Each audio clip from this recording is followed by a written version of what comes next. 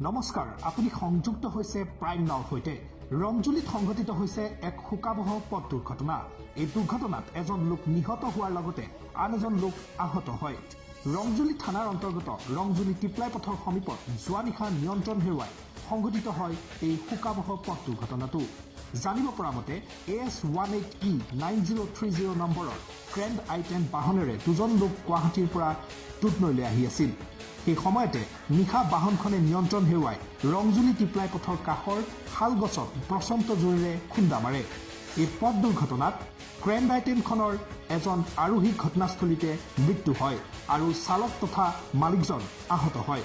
নিহত লোকজন কৃষ্ণাই ভেলাখামাৰ গাঁৱৰ জীৱন ৰায় বুলি চিনাক্ত কৰিছে আৰক্ষীয়ে। আমি দুধনৈৰ পৰা গুৱাহাটী ফেঞ্চি বজাৰ গৈছিলোঁ। ফেঞ্চি বজাৰৰ পৰা মাল কিনি আমি আহিছিলোঁ। এতিয়া আহাতে মানে এই ঘটনাটো হ'ল, এক্সিডেণ্টটো হ'ল। যিজন ল'ৰা কি হ'ল, তেওঁৰ মোৰ কৰ্মচাৰী হয়। আপোনাৰ কৰ্মচাৰী হয়। কি দোকান আপোনাৰ? মোৰ কাপোৰ দোকান। কাপোৰ দুধনৈত। জীৱন ৰায়। তেওঁ ঢুকুৱা ল'ৰাজন জীৱন ৰায়। ক'ত ঘৰ? কৃষ্ণাই ভেলাখামাৰ। কৃষ্ণাই ভেলাখামাৰত। কিমান বয়স হ'ল? তেখেতৰ 28 মান হ'ব। 28 মান। 30 এনেকৈ। কি গাড়ী আছিল আপোনালোকৰ? গ্ৰেণ্ড আই-10 স্পৰ্টছ অপচনেল। খুন্দা হৈছে।